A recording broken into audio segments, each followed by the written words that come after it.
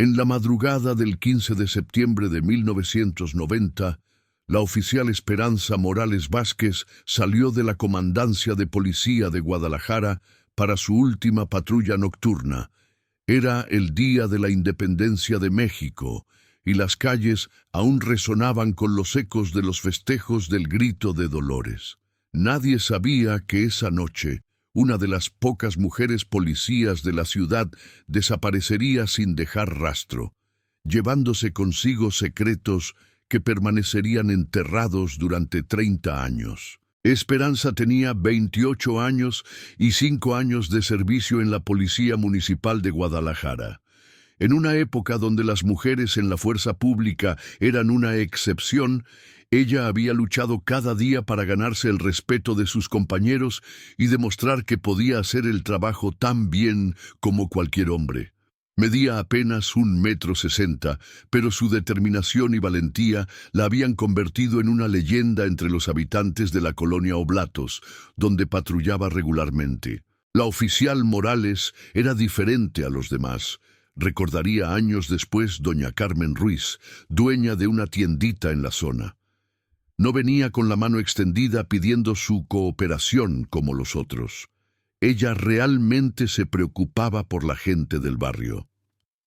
Para entender la historia de Esperanza Morales, hay que entender el México de 1990.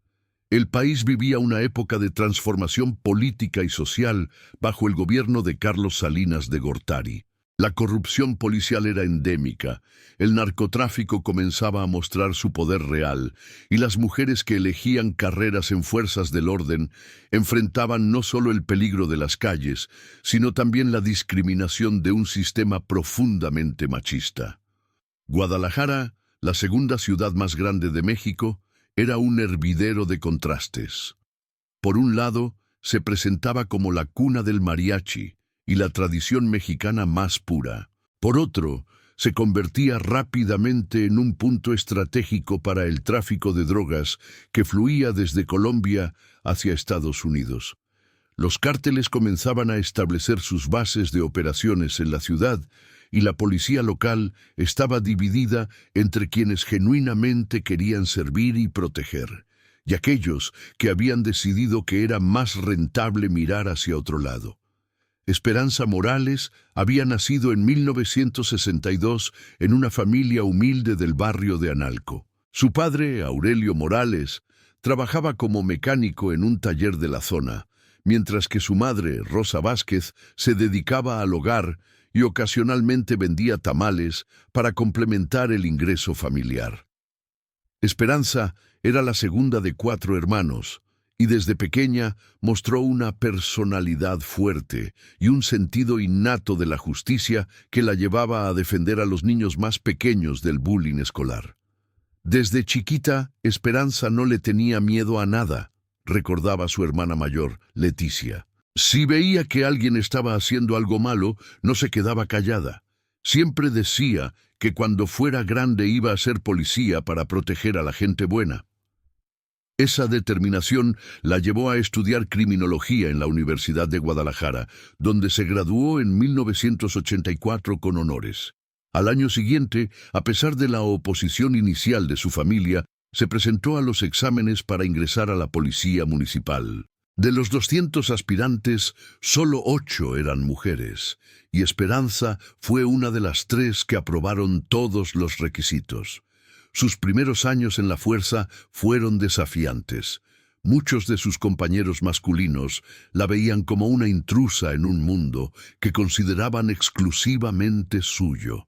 Recibía las asignaciones más difíciles, los turnos menos deseables, y constantemente tenía que demostrar su competencia de maneras que nunca se les exigían a sus contrapartes masculinas.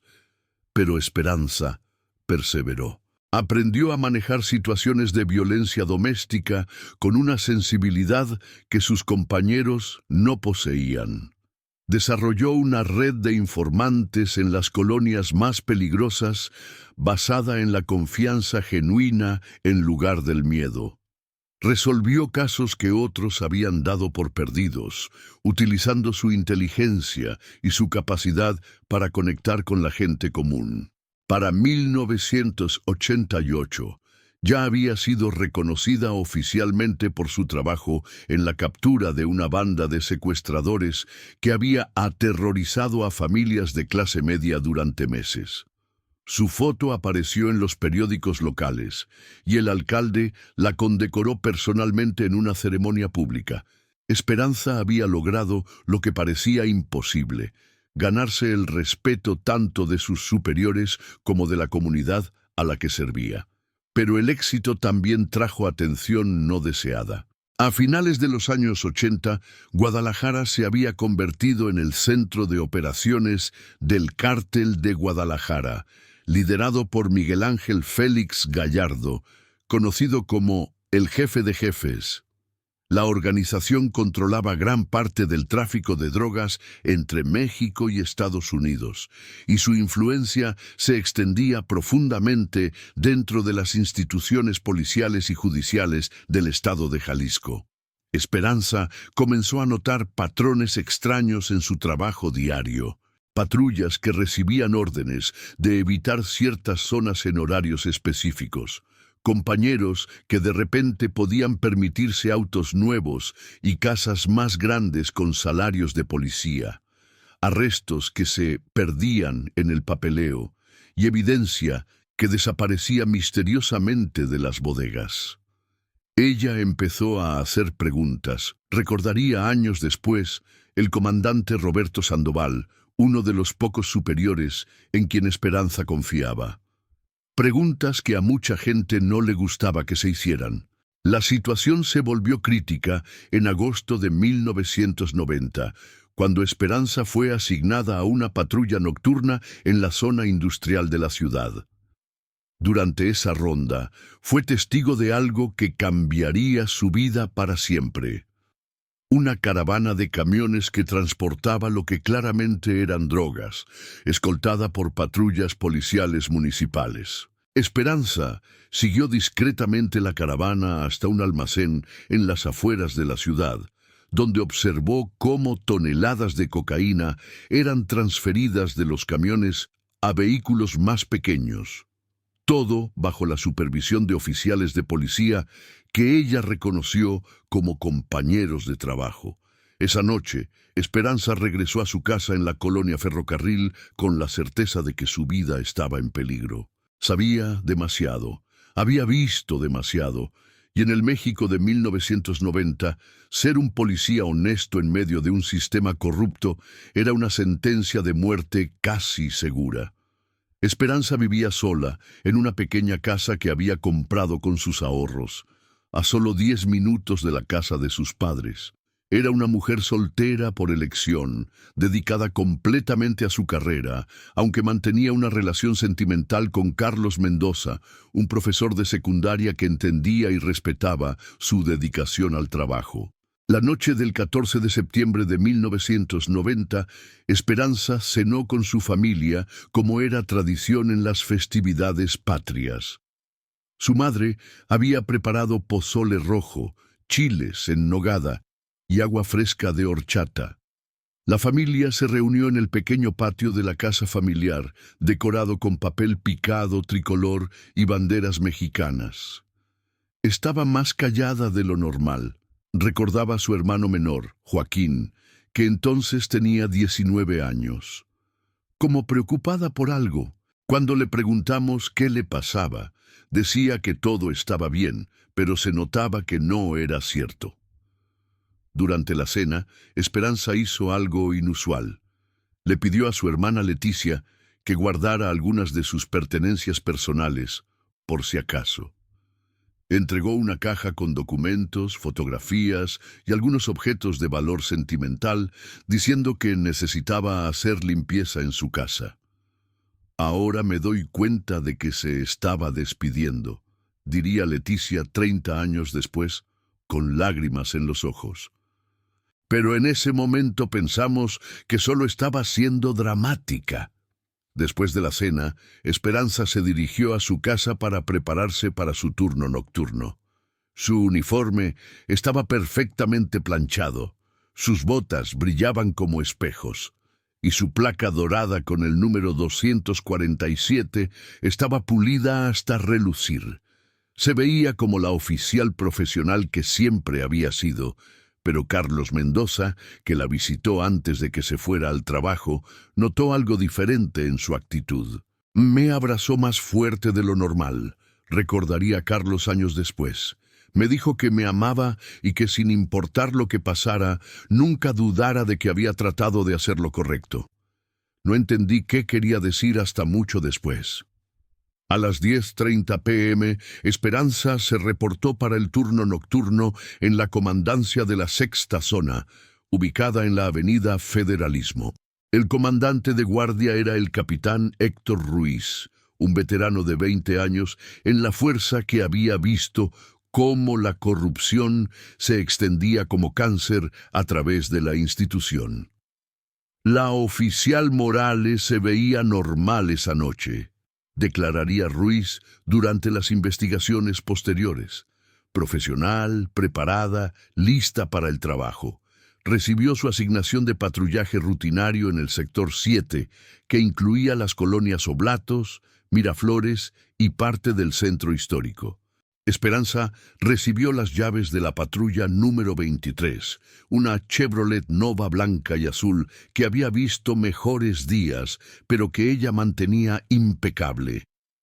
Se despidió de sus compañeros con un saludo normal, subió a su vehículo y salió a las calles de Guadalajara para comenzar lo que sería su última patrulla. Los primeros reportes de su actividad esa noche fueron rutinarios. A las 11:15 p.m. se reportó desde la colonia Oblatos, donde ayudó a una familia a encontrar a su perro perdido. A las 11:45 p.m. respondió a una llamada por ruido excesivo en una fiesta que resolvió pacíficamente hablando con los organizadores. A medianoche, siguiendo la tradición del grito de independencia, Esperanza se unió a otros oficiales en la plaza de armas para el evento oficial. Fue vista por múltiples testigos durante la ceremonia, participando normalmente en el protocolo policial para el evento.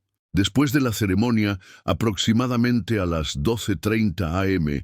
del 15 de septiembre, Esperanza regresó a su patrulla y se reportó por radio que continuaría con su ronda normal. Esa fue la última comunicación oficial que se tuvo con ella.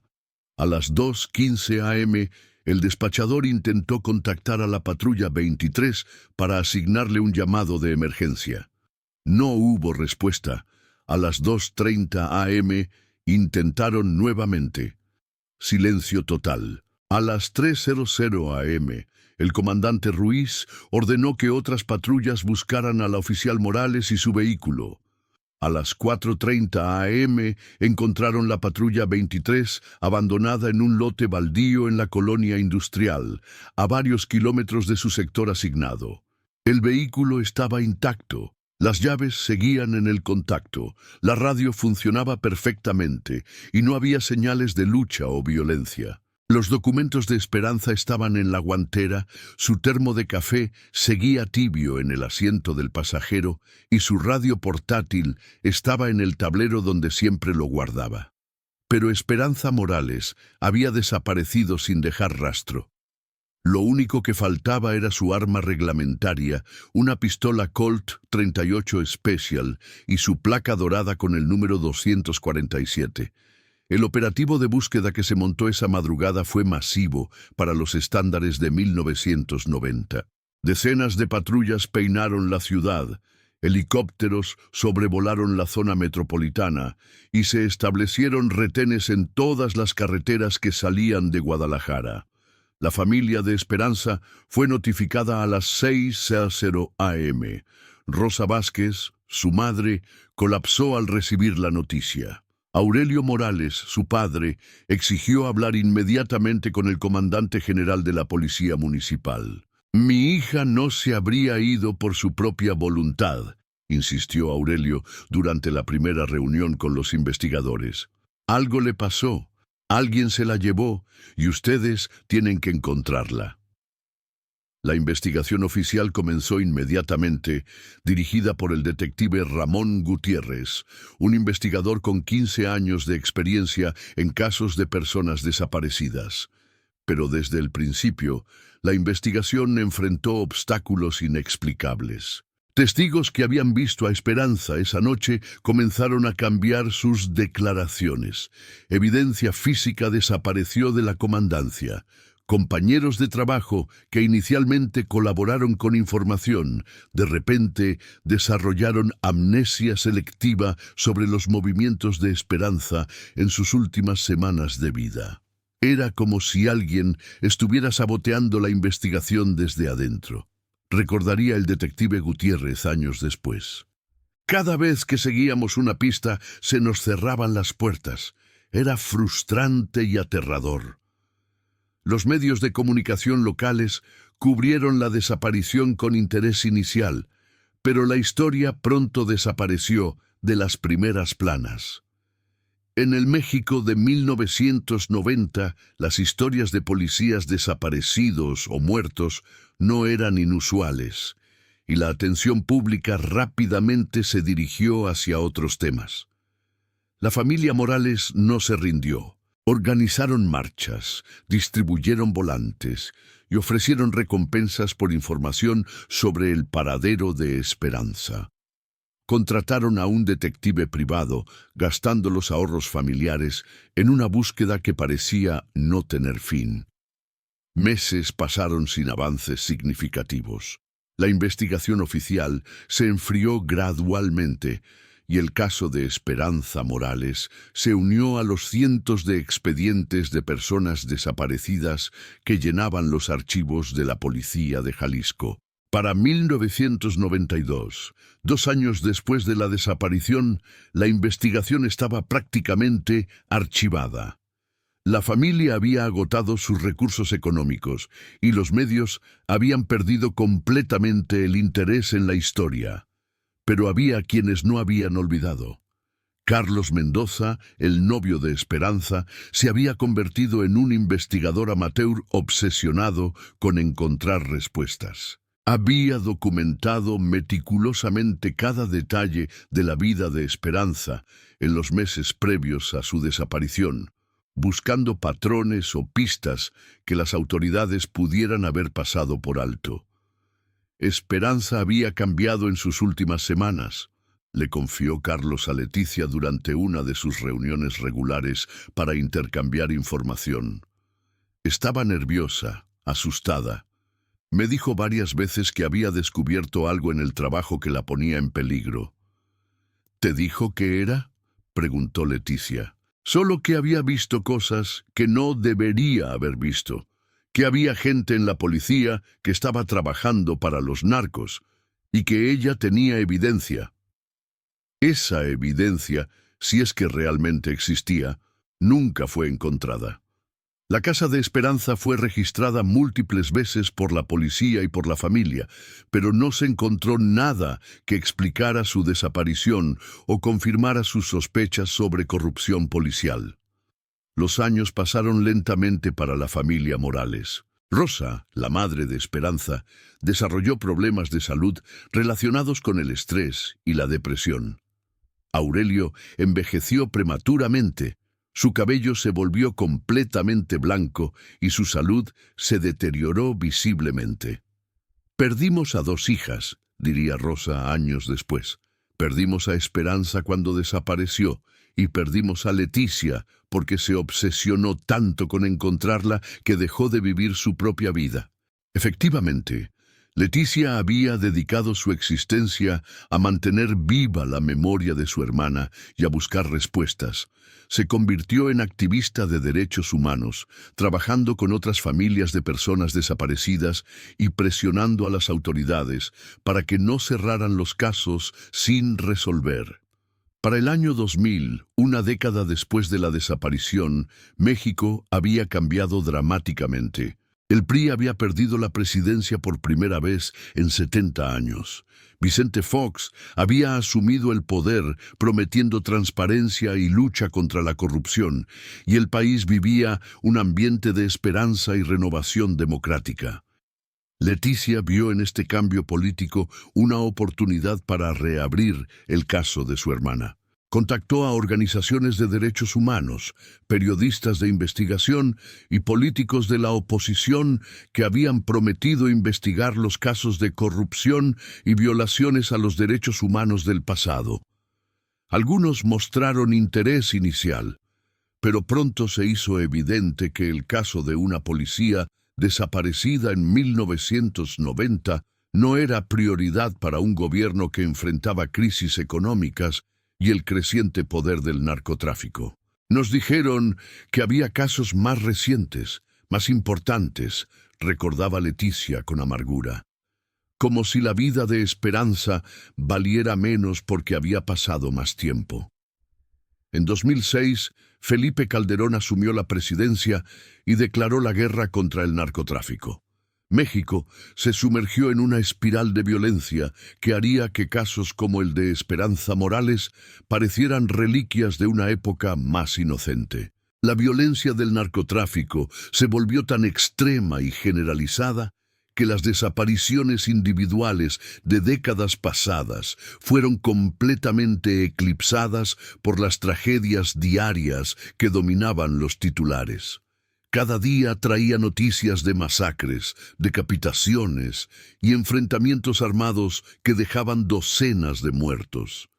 En este contexto, la búsqueda de una policía desaparecida en 1990 parecía casi anacrónica. Las familias de las nuevas víctimas llenaban las oficinas de derechos humanos y los recursos limitados se dirigían hacia los casos más recientes y visibles. Pero Leticia Morales no se rindió. Estableció una rutina que mantendría durante 2 décadas. Cada 15 de septiembre, el aniversario de la desaparición de Esperanza, organizaba una vigilia en la Plaza de Armas de Guadalajara. Año tras año, el grupo de asistentes fue disminuyendo hasta que solo quedaron ella, sus padres ancianos y Carlos Mendoza. La gente se olvida, decía Leticia durante una de estas vigilias. Pero nosotros no podemos olvidar, no podemos dejar que Esperanza desaparezca 2 veces, una de las calles y otra de la memoria. Para 2010, 20 años después de la desaparición, la salud de los padres de Esperanza había empeorado considerablemente. Aurelio había desarrollado Alzheimer y apenas reconocía a su propia familia. Rosa sufría de diabetes avanzada y problemas cardíacos que la mantenían hospitalizada frecuentemente. «Se están muriendo sin saber qué pasó con su hija», le confió Leticia a Carlos durante una de las visitas al hospital donde Rosa estaba internada. «Es lo más injusto que he visto en mi vida». Rosa Vázquez murió en 2012, a los 80 años, llevándose a la tumba la esperanza de volver a ver a Esperanza. En su funeral, Leticia prometió, sobre la tumba de su madre, que no descansaría hasta encontrar a su hermana, viva o muerta. Aurelio siguió a su esposa un año después, en 2013. Su muerte fue particularmente dolorosa porque en sus últimos meses lúcidos había comenzado a olvidar que Esperanza había desaparecido. Preguntaba por ella constantemente, esperando que llegara de visita como solía hacer cuando estaba viva. «A veces pienso que fue una bendición», admitía Leticia. «Al final, papá vivía en un mundo donde Esperanza todavía existía. Era su manera de no sufrir». Los funerales de sus padres marcaron un punto de inflexión para Leticia. Con 50 años, soltera y habiendo dedicado su vida adulta entera a buscar a su hermana, se encontró completamente sola en su búsqueda. Carlos Mendoza, que ahora tenía 60 años y se había casado con otra mujer, mantenía contacto esporádico pero ya no participaba activamente en la búsqueda. Los otros hermanos de Esperanza habían formado sus propias familias y aunque nunca olvidaron a su hermana, habían logrado reconstruir sus vidas de maneras que Leticia no había podido. «Me convertí en la guardiana de su memoria», reflexionaba Leticia en 2015 durante el 25º aniversario de la desaparición. Pero a veces me pregunto si eso es lo que Esperanza habría querido para mí. Los avances tecnológicos de la década de 2010 trajeron nuevas esperanzas. Las redes sociales permitieron que Leticia creara grupos de búsqueda en línea, publicara fotografías de esperanza y conectara con otras familias de personas desaparecidas en todo México. La página de Facebook Buscando a Esperanza Morales ganó miles de seguidores y la historia comenzó a circular nuevamente, ahora en el contexto más amplio de la crisis de desapariciones forzadas que afectaba a todo el país. Por primera vez en años, sentí que no estaba sola, recordaba Leticia. Había miles de familias pasando por lo mismo, buscando a sus seres queridos, negándose a rendirse. En 2018, Andrés Manuel López Obrador asumió la presidencia prometiendo atender la crisis de desapariciones y crear una Comisión Nacional de Búsqueda de Personas Desaparecidas. Por primera vez desde 1990 había esperanza real de que casos como el de Esperanza Morales recibieran atención oficial. La nueva comisión comenzó a revisar casos archivados, utilizando tecnología moderna y nuevas técnicas de investigación para reexaminar evidencia que había permanecido sin analizar durante décadas. En enero de 2019, Leticia recibió una llamada que cambiaría todo. La Comisión Nacional de Búsqueda había decidido reabrir oficialmente el caso de Esperanza Morales Vázquez. «Señora Morales», le dijeron, «vamos a encontrar a su hermana». Pero nadie podía imaginar que la verdad sobre la desaparición de Esperanza estaba enterrada literalmente bajo sus pies, esperando ser descubierta en un lugar donde nadie había pensado buscar durante 30 años. La placa dorada con el número 247, que había desaparecido junto con Esperanza esa noche de septiembre de 1990, estaba a punto de revelar un secreto que sacudiría no solo a la familia Morales, sino a toda la estructura policial de Jalisco. La llamada llegó a la oficina de la Comisión Nacional de Búsqueda un martes por la mañana de febrero de 2020. Un trabajador de la construcción en Guadalajara había hecho un descubrimiento que cambiaría para siempre la investigación del caso de Esperanza Morales. «Encontramos huesos», dijo nerviosamente Raúl Hernández, el capataz de la obra, al teléfono. «Y hay algo más, una placa de policía con números grabados». La investigadora principal asignada al caso, la licenciada Patricia Salinas, sintió que su corazón se aceleraba. Después de 30 años, finalmente habían encontrado una pista física sobre el paradero de la oficial desaparecida. El sitio de construcción estaba ubicado en la colonia industrial, a solo 3 kilómetros del lugar donde se había encontrado abandonada la patrulla de Esperanza en 1990. La empresa constructora inmobiliaria del Pacífico había comenzado la excavación para los cimientos de un nuevo complejo de oficinas, cuando sus máquinas tropezaron con algo que claramente no pertenecía allí. A las 10:30 am, un equipo de antropólogos forenses, investigadores de la Comisión Nacional de Búsqueda y agentes de la Fiscalía General del Estado de Jalisco acordonaron el área. Lo que encontraron era tanto esperanzador como devastador para la familia Morales. Los restos óseos estaban enterrados a aproximadamente 2 metros de profundidad, envueltos en lo que alguna vez había sido una lona plástica. El estado de descomposición era avanzado, como era de esperarse después de 3 décadas, pero suficientes elementos habían sobrevivido para permitir una identificación preliminar. Junto a los restos, parcialmente corroída pero aún legible, estaba la placa dorada número 247 de la Policía Municipal de Guadalajara. La misma placa que Esperanza había pulido cuidadosamente la noche de su desaparición. Pero había algo más, algo que nadie esperaba encontrar. En la parte posterior de la placa, grabado con lo que parecía ser un objeto punzante, Había un mensaje de 4 palabras que helaron la sangre de los investigadores. Sabía demasiado. M.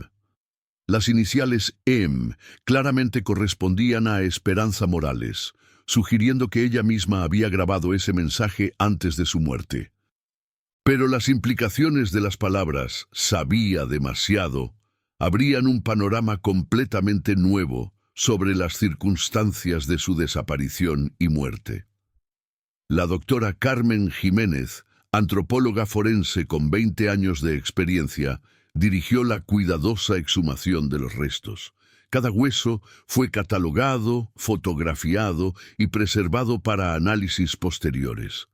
El trabajo tomó 3 días completos, durante los cuales el sitio permaneció bajo estricta vigilancia policial. Los restos corresponden a una mujer de aproximadamente 25 a 30 años de edad al momento de la muerte, informó la doctora Jiménez en su reporte preliminar. La estatura estimada es de 1,60 metros, lo cual coincide con los registros de la oficial Morales. Pero fue el análisis detallado de los restos lo que reveló la verdadera causa de muerte de Esperanza. En el cráneo, los forenses encontraron evidencia clara de trauma por proyectil de arma de fuego. Un disparo a quemarropa en la nuca, ejecutado con precisión profesional. Esto no fue un crimen pasional, ni un asalto que salió mal, explicó la doctora Jiménez a los investigadores. Fue una ejecución. Alguien mató a la oficial Morales de manera deliberada y profesional.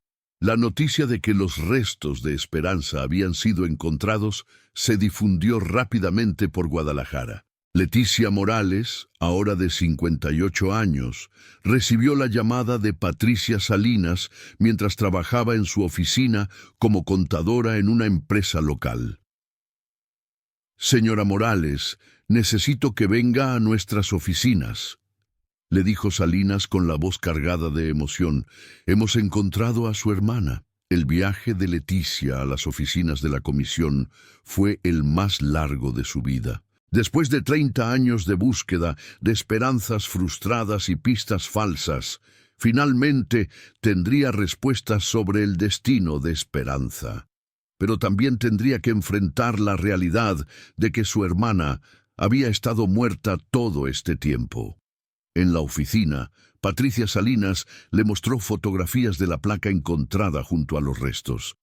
Leticia reconoció inmediatamente el número 247 que había visto brillar en el uniforme de su hermana tantas veces. «El mensaje grabado es muy significativo», explicó Salinas. «Indica que su hermana sabía que estaba en peligro y que tenía información importante sobre algo o alguien. Siempre dijo que había descubierto cosas malas en el trabajo», murmuró Leticia, tocando la fotografía de la placa con dedos temblorosos. «Pero nunca pensé que la matarían por eso». La confirmación definitiva de la identidad llegó una semana después, cuando las pruebas de ADN compararon material genético de los restos con muestras de Leticia y otros familiares. La coincidencia era del 99.97%. Esperanza Morales había sido encontrada después de 30 años, pero encontrar los restos era solo el comienzo. Ahora los investigadores tenían que descubrir quién había matado a Esperanza, por qué, y cómo habían logrado mantener el crimen en secreto durante 3 décadas. El mensaje grabado en la placa sugería que Esperanza había tenido tiempo de dejar una pista antes de su muerte. Pero, ¿qué sabía exactamente? ¿Y quién se había beneficiado de su silencio permanente? Para responder estas preguntas, la investigación se enfocaría en los últimos meses de vida de Esperanza, buscando evidencia de las actividades corruptas que había descubierto y que aparentemente habían costado su vida. El detective Armando Vega, asignado como investigador principal del caso en 2020, comenzó por revisar meticulosamente los archivos de la investigación original de 1990. Lo que encontró lo asombró por su incompetencia aparente. La investigación original fue saboteada desde adentro, concluyó Vega después de analizar los expedientes. Testimonios que desaparecieron, evidencia que se perdió, testigos que cambiaron sus declaraciones. Alguien con autoridad dentro de la policía estaba protegiendo a los verdaderos culpables. Vega decidió empezar desde cero, ignorando las conclusiones de la investigación de 1990 y tratando el caso como si fuera completamente nuevo. Su primera acción fue localizar y entrevistar a todas las personas que habían tenido contacto con Esperanza en sus últimas semanas de vida. Carlos Mendoza, el exnovio de Esperanza, ahora tenía 70 años y trabajaba como director de una escuela secundaria en Guadalajara. Durante su entrevista con Vega, reveló detalles que nunca había compartido con los investigadores originales. Esperanza me dijo que había encontrado documentos, confesó Carlos. Documentos que probaban que algunos de sus compañeros estaban trabajando con narcotraficantes. Dijo que había copiado algunos papeles y los había escondido en un lugar seguro. Le dijo dónde había escondido esos documentos. No específicamente, solo dijo que si algo le pasaba, yo sabría dónde buscar. Esta revelación cambió completamente el enfoque de la investigación. Si Esperanza había documentado evidencia de corrupción policial antes de su muerte, esa evidencia podría seguir existiendo en algún lugar, esperando ser descubierta. Vega organizó un nuevo registro de la casa de Esperanza, que había permanecido vacía desde la muerte de sus padres. La propiedad había sido mantenida por Leticia, quien ocasionalmente la visitaba, pero nunca había tenido el valor emocional de revisar completamente las pertenencias de su hermana. Nunca pude hacerlo, admitió Leticia mientras acompañaba a los investigadores a la casa. Era demasiado doloroso. Siempre esperé que ella regresara y pudiera reclamar sus cosas. La casa había permanecido como una cápsula del tiempo desde 1990. Los muebles estaban cubiertos de polvo, pero todo permanecía exactamente como Esperanza lo había dejado. Su ropa seguía colgada en el closet, sus libros estaban ordenados en los estantes, y su escritorio contenía documentos personales y de trabajo de sus últimos días. Fue en el escritorio donde Vega hizo el primer descubrimiento significativo, un pequeño calendario de escritorio en el que Esperanza había anotado citas, recordatorios y observaciones personales durante 1990. Las anotaciones de agosto y septiembre de 1990 mostraban un patrón preocupante. Esperanza había estado documentando horarios, nombres y ubicaciones relacionados con actividades sospechosas que había observado durante sus patrullas. Camiones otra vez, zona industrial, 2:30 AM, patrulla 15 escoltan, preguntar después. Capt. Ruiz, ¿sabe? Cuidado, documentos oficina, necesito copias. Los apuntes sugerían que Esperanza había estado investigando por su cuenta las actividades corruptas que había descubierto, acumulando evidencia y tratando de determinar el alcance de la red de corrupción dentro de la policía. Pero las anotaciones se detenían abruptamente el 10 de septiembre de 1990, 5 días antes de su desaparición. La última entrada era particularmente perturbadora. Ya saben que sé. Tengo que actuar rápido. Vega también encontró algo más en el escritorio, una pequeña llave que no correspondía a ninguna cerradura obvia en la casa. La llave era pequeña, del tipo usado en cajas de seguridad o casilleros, y tenía grabado el número 127. Esta llave tiene que abrir algo importante, le dijo Vega a su equipo. Esperanza la guardó en un lugar prominente por alguna razón. La búsqueda de qué abría la llave llevó a los investigadores por toda Guadalajara. Revisaron bancos, oficinas postales, gimnasios y cualquier lugar que pudiera tener casilleros o cajas de seguridad numeradas. Finalmente, encontraron la respuesta en un lugar inesperado. La estación central de autobuses de Guadalajara tenía casilleros de alquiler para viajeros y el número 127 correspondía a uno de ellos. El casillero había sido rentado por E. Morales en agosto de 1990 y el pago había sido prepagado por un año completo. Después de ese año, el contenido debería haber sido removido por falta de pago, pero debido a un error administrativo, el casillero había permanecido sellado durante 30 años. Cuando Vega abrió el casillero 127, encontró un tesoro de evidencia que Esperanza había acumulado sobre la corrupción policial en Guadalajara. Había fotografías tomadas en secreto de policías cargando cajas de lo que claramente eran drogas. Documentos fotocopiados que mostraban órdenes de patrullaje falsas diseñadas para mantener a oficiales honestos alejados de ciertas áreas en horarios específicos. Y más importante aún, había una lista de nombres. La lista contenía 20 nombres de oficiales de policía, desde agentes rasos hasta comandantes de alto rango, junto con cantidades de dinero y fechas que aparentemente documentaban pagos de sobornos. Pero el nombre en la parte superior de la lista hizo que Vega sintiera que el mundo se tambaleaba a su alrededor. Comandante General Roberto Sandoval, el mismo oficial que había supervisado la investigación original de la desaparición de Esperanza. Sandoval no solo estaba corrupto, se dio cuenta Vega. Él era quien dirigía toda la operación.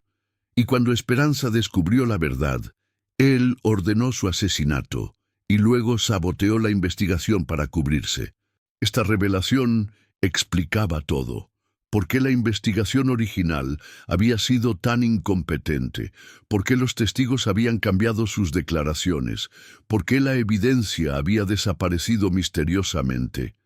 El hombre encargado de encontrar a Esperanza era el mismo hombre que había ordenado su muerte. Vega también encontró en el casillero algo que no esperaba, una carta personal de Esperanza dirigida a quien pueda interesar.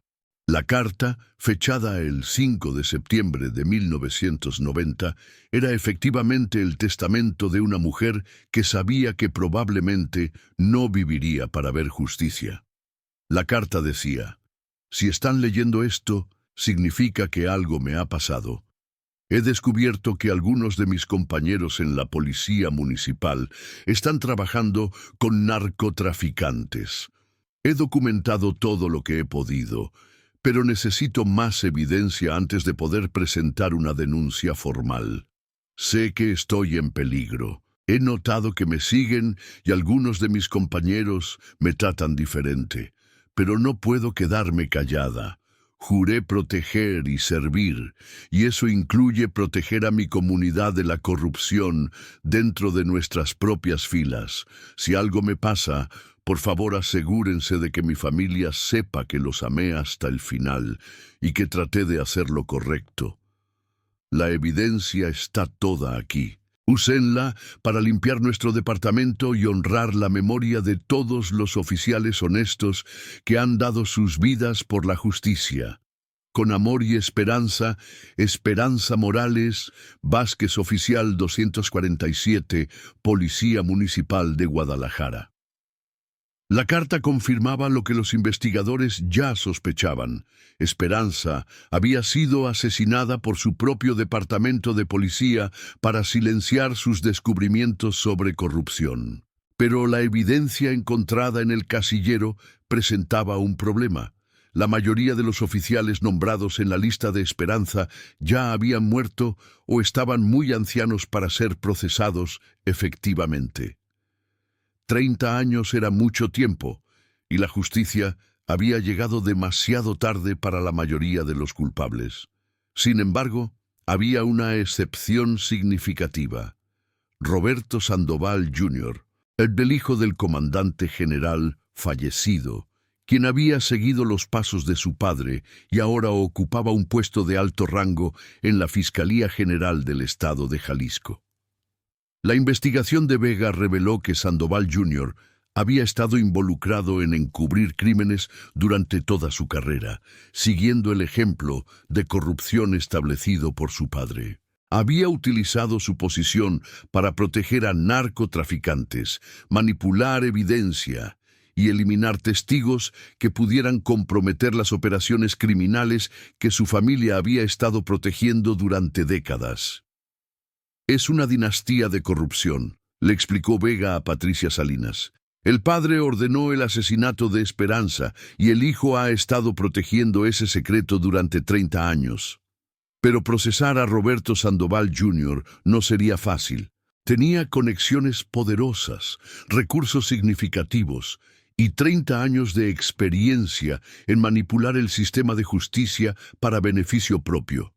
Vega sabía que necesitaría evidencia irrefutable para construir un caso que pudiera resistir la inevitable contraofensiva legal que Sandoval Jr. montaría para protegerse. La respuesta vino de una fuente inesperada. Miguel Ángel Torres, un ex sicario del cártel de Guadalajara que ahora tenía 65 años y estaba muriendo de cáncer en una prisión federal. Torres había decidido confesar sus crímenes antes de morir, buscando algún tipo de redención por una vida de violencia. Entre los crímenes que confesó estaba el asesinato de Esperanza Morales en 1990. El comandante Sandoval nos pagó 50,000 pesos para matarla, confesó Torres durante una entrevista grabada en video. Dijo que ella había encontrado documentos que podrían destruir toda nuestra operación. Nos ordenó hacerla desaparecer para siempre. La confesión de Torres proporcionó el eslabón perdido que conectaba directamente a la familia Sandoval con el asesinato de Esperanza. Pero también reveló detalles horribles sobre cómo había sido ejecutado el crimen. La seguimos durante varios días, estudiando sus rutas de patrullaje, continuó Torres. La noche del 15 de septiembre interceptamos su patrulla en la zona industrial. Le dijimos que había una emergencia y que necesitaba venir con nosotros. ¿Ella resistió? Al principio no. Pensó que éramos policías de verdad pidiendo ayuda. Pero cuando se dio cuenta de lo que estaba pasando, trató de luchar. Era valiente, se los aseguro, muy valiente. Torres describió cómo habían llevado a Esperanza a un almacén abandonado donde la habían interrogado sobre qué información tenía y con quién la había compartido. Cuando se convencieron de que la evidencia estaba escondida en algún lugar donde no la habían encontrado, decidieron eliminarla. Le dimos oportunidad de escapar si nos decía dónde estaba la evidencia, admitió Torres. Pero ella se negó. Dijo que prefería morir antes que proteger a criminales. En sus últimos momentos, mientras Torres y su compañero preparaban su ejecución, Esperanza había logrado grabar el mensaje en su placa utilizando un clavo que encontró en el suelo del almacén. Quería dejar alguna pista, explicó Torres. Sabía que eventualmente alguien encontraría su cuerpo y entendería lo que había pasado. La confesión de Torres fue suficiente para que la Fiscalía Federal emitiera órdenes de arresto contra Roberto Sandoval Jr. y varios de sus asociados. Pero cuando los agentes llegaron a arrestarlo, descubrieron que había huido del país hacia una ubicación desconocida. Sandoval Jr. tenía contactos que lo alertaron sobre la investigación, explicó Patricia Salinas a los medios de comunicación. Pero esto no ha terminado. Lo encontraremos y enfrentará justicia por los crímenes de su familia. La revelación del caso Esperanza Morales sacudió a Guadalajara y al estado de Jalisco. La historia de una policía honesta asesinada por sus propios compañeros capturó la atención nacional e internacional, convirtiéndose en un símbolo de la lucha contra la corrupción policial en México. Para Leticia Morales, finalmente tener respuestas después de 30 años fue tanto un alivio como una tragedia renovada. Ahora sé que Esperanza murió siendo la persona íntegra que siempre fue, dijo durante una conferencia de prensa. Murió defendiendo lo que era correcto, tratando de proteger a nuestra comunidad. Eso me da algo de paz. Los restos de Esperanza fueron enterrados en una ceremonia solemne en el Panteón de Belén, en Guadalajara. Miles de personas asistieron al funeral, incluyendo oficiales de policía honestos que querían honrar la memoria de una compañera que había pagado el precio máximo por su integridad. Pero el caso de Esperanza Morales no terminó con su funeral. Su historia se había convertido en un catalizador para una investigación más amplia sobre la corrupción policial en Jalisco, una investigación que revelaría conexiones aún más profundas y sorprendentes de las que nadie había imaginado. La placa dorada con el número 247 fue preservada como evidencia, pero también como un símbolo del coraje de una mujer que había preferido morir antes que comprometer sus principios. Y en algún lugar del mundo, Roberto Sandoval Jr. seguía libre, sabiendo que la verdad sobre los crímenes de su familia finalmente había salido a la luz y que la justicia, aunque tardía, eventualmente lo alcanzaría. La búsqueda internacional de Roberto Sandoval Jr. se convirtió en una de las operaciones más extensas en la historia reciente de México. Su fotografía apareció en las listas de los más buscados de Interpol, y gobiernos de toda América Latina fueron alertados sobre su paradero. Pero Sandoval Jr. había aprendido bien las lecciones de su padre sobre cómo desaparecer cuando la justicia se acercaba. Durante 6 meses después de su huida, no hubo rastro del exfuncionario corrupto. La investigación del caso Esperanza Morales continuó, pero sin poder procesar al principal responsable vivo de su asesinato, muchos temían que la justicia permanecería incompleta una vez más. Sin embargo, el impacto del caso había desencadenado una transformación que iba mucho más allá de la búsqueda de un solo fugitivo. El presidente Andrés Manuel López Obrador había tomado el caso de Esperanza Morales como un símbolo de su administración's compromiso con la justicia y la transparencia. En una conferencia de prensa matutina, declaró que el caso representaba décadas de impunidad que deben terminar en México. La oficial Esperanza Morales murió defendiendo lo que todos los mexicanos merecemos: policías honestos, justicia verdadera y un gobierno que sirve al pueblo, no a los criminales, declaró López Obrador. Su sacrificio no será en vano. Esta declaración presidencial otorgó recursos ilimitados a la investigación y autorizó la creación de una comisión especial para la investigación de corrupción policial histórica, dirigida por Patricia Salinas y el detective Armando Vega. La comisión comenzó a revisar sistemáticamente todos los casos de policías desaparecidos o asesinados en circunstancias sospechosas entre 1980 y 2000. Lo que descubrieron fue una red de corrupción más extensa y brutal de lo que nadie había imaginado. Esperanza no fue la única, reveló Salinas durante una conferencia de prensa en agosto de 2020. Hemos identificado al menos 47 casos de oficiales de policía que fueron asesinados por descubrir actividades corruptas en sus propios departamentos. Los archivos encontrados en el casillero de Esperanza se convirtieron en la piedra angular de una investigación que se extendió por todo el occidente de México. Los nombres en su lista llevaron a otros nombres, que llevaron a más evidencia, creando un efecto dominó que expuso décadas de complicidad entre fuerzas policiales y organizaciones criminales. Uno de los descubrimientos más impactantes fue que la red dirigida por Roberto Sandoval Sr. había sido responsable de la desaparición de familias enteras que habían sido testigos de actividades criminales. Los investigadores encontraron evidencia de al menos 20 familias que habían sido reubicadas permanentemente entre 1988 y 1995. Encontramos fosas clandestinas que habían estado allí durante décadas, explicó la doctora Carmen Jiménez, quien dirigía el equipo de antropólogos forenses. Familias completas, eliminadas simplemente por estar en el lugar equivocado, en el momento equivocado. La magnitud de los crímenes descubiertos galvanizó a la opinión pública mexicana. Marchas masivas se organizaron en Guadalajara y Ciudad de México, exigiendo justicia para todas las víctimas de la corrupción policial. El lema "Justicia para Esperanza, justicia para todos" se convirtió en un grito de batalla para el movimiento anticorrupción.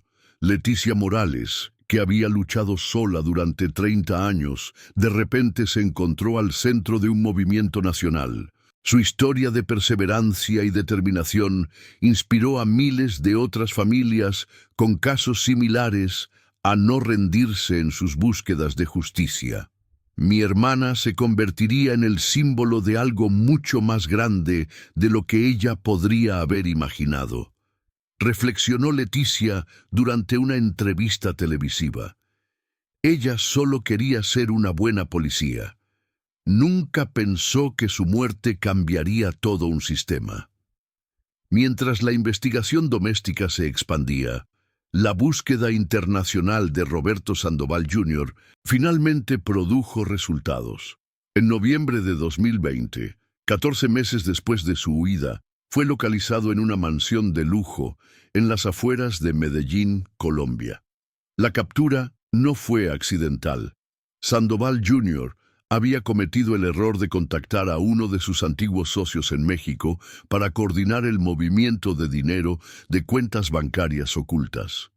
La llamada fue interceptada por agentes federales mexicanos, trabajando en cooperación con autoridades estadounidenses. Pensó que estaba seguro en Colombia, explicó el agente federal Carlos Ramírez, quien había dirigido la operación de captura.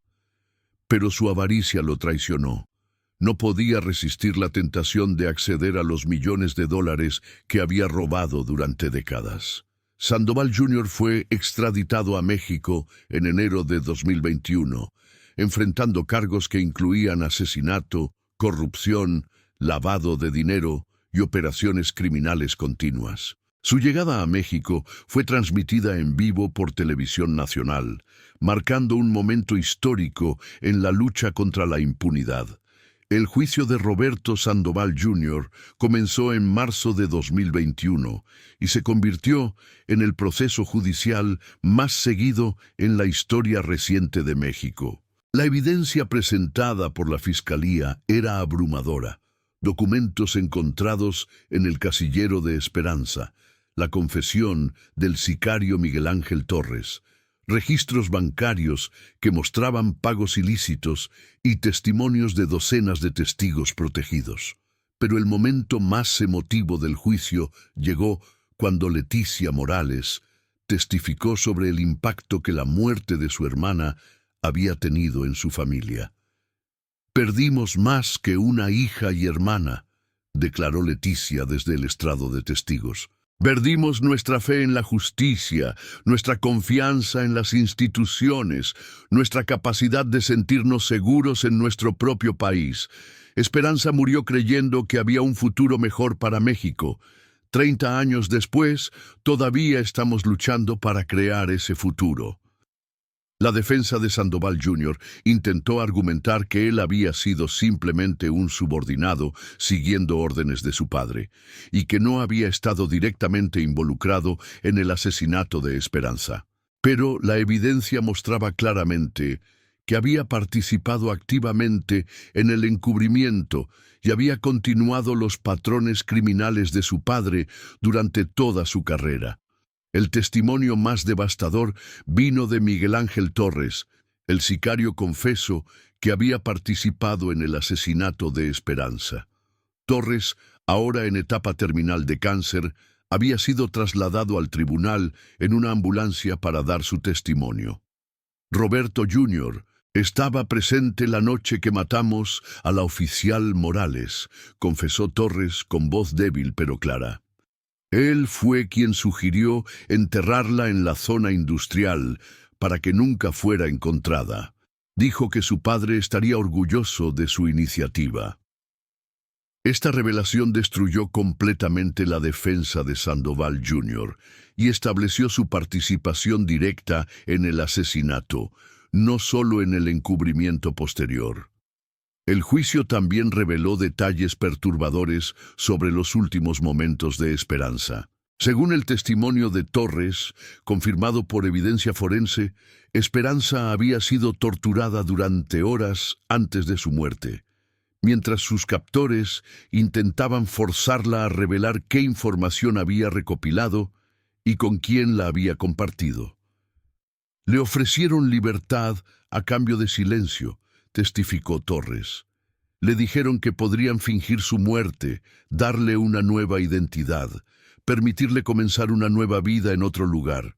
Todo lo que tenía que hacer era entregar la evidencia que había recopilado y prometer nunca hablar sobre lo que había visto.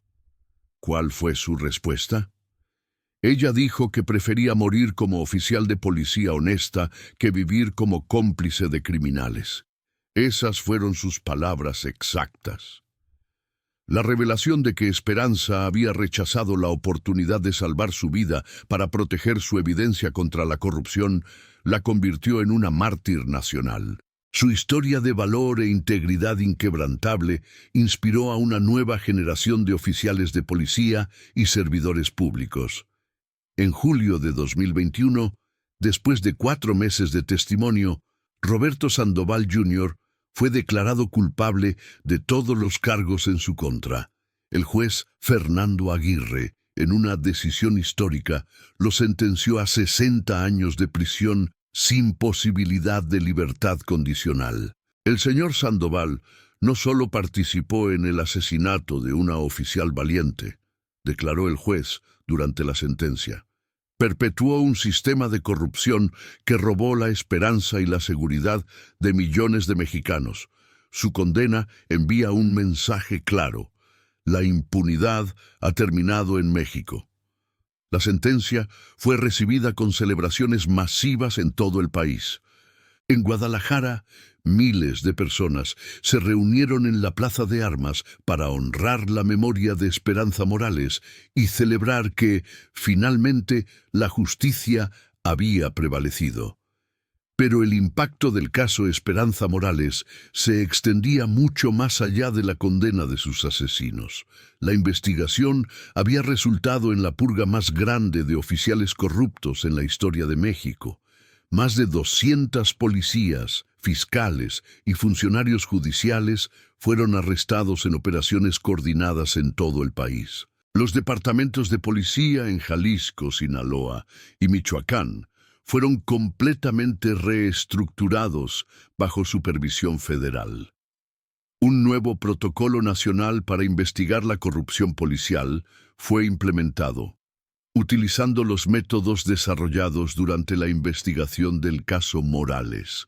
Oficinas independientes de asuntos internos fueron establecidas en cada estado, dirigidas por civiles sin conexiones previas con las fuerzas policiales locales. Más importante aún, se estableció la Academia Nacional de Integridad Policial Esperanza Morales en Guadalajara, dedicada a entrenar a una nueva generación de oficiales comprometidos con los valores de honestidad y servicio público que Esperanza había representado.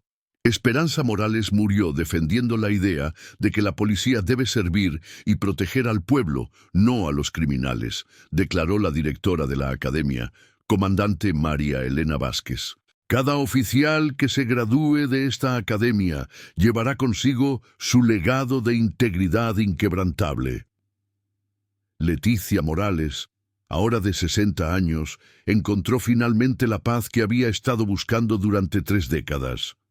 Su hermana había sido vindicada, sus asesinos habían sido castigados, y su sacrificio había catalizado cambios fundamentales en el sistema de justicia mexicano. Esperanza siempre creyó que México podría ser mejor, reflexionó Leticia durante la ceremonia de inauguración de la academia. Ella murió tratando de hacer realidad esa creencia. 30 años después, finalmente podemos ver el México por el que ella dio su vida. La placa dorada número 247, que había sido encontrada junto a los restos de Esperanza con su mensaje final grabado, fue exhibida permanentemente en la Academia como recordatorio del precio que algunos pagan por defender la justicia. El mensaje "sabía demasiado, se había convertido en un símbolo nacional de resistencia contra la corrupción. Camisetas, carteles y murales en todo México llevaban esas palabras, recordando a todos que el conocimiento de la verdad a veces requiere el coraje supremo para defenderla. Carlos Mendoza, el exnovio de Esperanza, ahora jubilado de la educación, dedicó sus años dorados a trabajar como voluntario en la academia que llevaba el nombre de su primer amor. Esperanza tenía 28 años cuando murió, reflexionó Carlos durante una entrevista en 2022. En esos 28 años, ella hizo más por la justicia en México que muchas personas hacen en vidas enteras. Su legado continuará inspirando a generaciones futuras. La investigación del caso también llevó a reformas legislativas significativas. El Congreso mexicano aprobó la Ley Esperanza Morales de Protección de Denunciantes, que establecía protecciones federales para empleados públicos que reportaran corrupción o actividades criminales dentro de sus instituciones. Además, se creó un fondo de compensación para las familias de servidores públicos asesinados por cumplir con su deber. La familia Morales fue la primera en recibir esta compensación, que utilizaron para establecer una fundación dedicada a ayudar a otras familias de víctimas de la violencia institucional. En septiembre de 2022, exactamente 32 años después de la desaparición de Esperanza, se inauguró el Monumento a la Integridad Policial en el sitio donde había sido encontrado su cuerpo. El monumento, una estatua de bronce de una mujer policía mirando hacia el horizonte, lleva una placa con las palabras finales de Esperanza.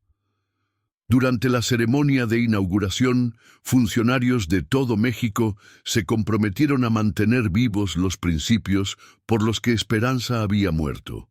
Esta estatua no es solo un memorial a una oficial caída, declaró el gobernador de Jalisco. Es una promesa a todos los mexicanos de que su gobierno los servirá con la misma integridad que la oficial Morales demostró hasta su último aliento. El caso de Esperanza Morales también tuvo un impacto internacional significativo. La Organización de Estados Americanos lo utilizó como modelo para desarrollar protocolos regionales contra la corrupción policial. Países de toda América Latina enviaron delegaciones a México para estudiar los métodos de investigación desarrollados durante el caso. El caso Morales demostró que ningún nivel de corrupción es demasiado profundo o demasiado antiguo para ser expuesto, declaró el secretario general de la OEA. Su ejemplo ha inspirado reformas similares en toda la región. Pero quizás el impacto más significativo del caso fue cultural. La historia de Esperanza Morales cambió la manera en que los mexicanos veían a las fuerzas policiales y la posibilidad de la reforma institucional. Una generación entera de jóvenes mexicanos creció conociendo la historia de la oficial que prefirió morir antes que comprometer sus principios. Su ejemplo inspiró a miles a considerar carreras en el servicio público, contribuyendo a un cambio generacional en la cultura de las instituciones gubernamentales. Esperanza Morales se convirtió en un símbolo de que es posible ser honesto en un sistema corrupto, explicó el sociólogo Dr. Alejandro Ruiz, quien estudió el impacto cultural del caso. Su historia demostró que los individuos pueden hacer una diferencia, incluso si pagan el precio máximo por hacerlo. En 2024, 34 años después de su asesinato, Esperanza Morales fue póstumamente condecorada con la Orden Mexicana del Águila Azteca, la más alta distinción civil del país. La medalla fue entregada a Leticia Morales en una ceremonia en el Palacio Nacional. La oficial Esperanza Morales representó lo mejor de México en su momento más oscuro, declaró el presidente durante la ceremonia. Su valor iluminó un camino hacia un futuro mejor para todos nosotros. Miguel Ángel Torres, el sicario que había confesado su participación en el asesinato de Esperanza, murió en prisión en diciembre de 2021, solo meses después de completar su testimonio. Sus últimas palabras, según el capellán de la prisión, fueron una disculpa dirigida a la familia Morales. Roberto Sandoval Jr. permanece encarcelado en el Centro Federal de Readaptación Social número 1, Altiplano, donde cumple su sentencia de 60 años. A los 58 años, es poco probable que viva para ver la libertad. En una entrevista rara desde prisión en 2023, Sandoval Jr. finalmente admitió su culpabilidad completa en el asesinato de Esperanza Morales. Ella era una buena policía, admitió. Era exactamente el tipo de oficial que México necesitaba, pero amenazaba nuestro modo de vida, nuestro poder, nuestro dinero, así que la matamos. Fue la decisión más cobarde y destructiva que he tomado en mi vida. ¿Se arrepiente? Todos los días. Pero mi arrepentimiento no la traerá de vuelta. Solo espero que su historia evite que otros cometan los mismos errores que yo cometí. Para Leticia Morales, ahora de 62 años, la admisión de culpabilidad de Sandoval Jr. proporcionó una sensación final de cierre a una búsqueda que había consumido la mayor parte de su vida adulta. 34 años es mucho tiempo para esperar justicia, reflexionó Leticia durante una entrevista final. Pero valió la pena cada día, cada lágrima, cada momento de frustración. Esperanza puede finalmente descansar en paz, sabiendo que su sacrificio no fue en vano. En septiembre de 2024, en el aniversario 34 de la desaparición de Esperanza, Leticia organizó su última vigilia en la Plaza de Armas de Guadalajara. Pero esta vez, en lugar de lamentar una pérdida sin resolver, celebró un legado de cambio y esperanza. Mi hermana murió creyendo en un México mejor, dijo Leticia a la multitud reunida. Hoy, podemos ver que ese México está emergiendo. Su muerte no fue el final de su historia, fue el comienzo de una transformación que continuará durante generaciones.